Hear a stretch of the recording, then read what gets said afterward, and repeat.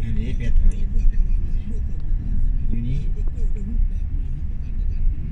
ช่างก็เห็นเนาะแท้เนาะพูดยังเป็นเมื่อไม่ใช่เลยนะมันคือไม่ใช่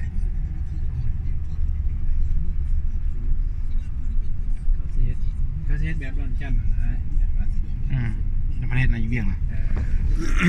มีบอลออกกำลังกายเลยดี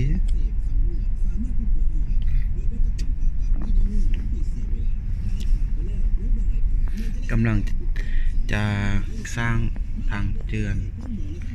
น้ำท่วมสะกอนก็เลยไปแล้วเนาะตัวนี้มันยังไม่เข้าใจตอนหน้าคือบ้านเจ้าของดาวเฮืองกับเลื่อนว่ากาแฟดาว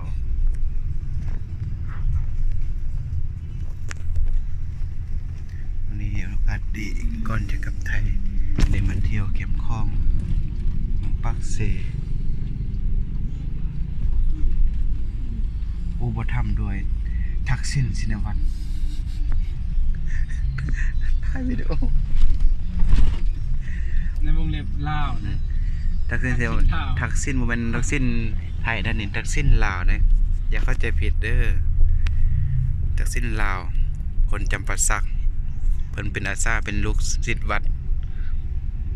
นำพาเที่ยวก่อนจะกลับไทยทันวางแล้วซ้อนคักมาทีเดียวจำปาสักปักเซสีกองคุ้มโดยอาศัยบุญบารมีของจันทร์วงเงิน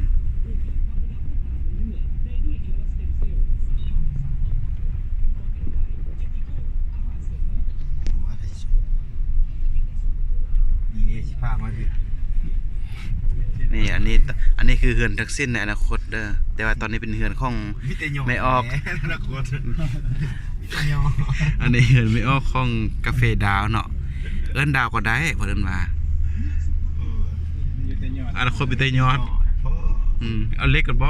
เอาเล็กกันแปลงกันบ่อลังการนะครับเป็นทัดบ้านเฮาก็คือหาดเนาะเท่ากับหาดคนจนบ่ได้มีโอกาสแล้วเป็นเหือนเป็นบริษัทบนส่งเครื่องส่งนั้นอยู่นี่หมดกาแฟดาวใหญ่มันคนนั่งข้างคายเป็ดคายไก่เบิ่งความเจริญของจำปาสักปักเสว่าเจริญสำได้มันบ่สมส่วนแล้ว10 ปีข้างหน้าจะเจริญกว่าโรงพยาบาลหรือบ่หรือว่าโรงพยาบาลจะเจริญซากของเขาเจ้าตอนหน้านี่คือตลาดใหม่ของปักเสดาวเฮืองการดาวเฮืองเนาะเอาโอกาสหน้าเจอกันใหม่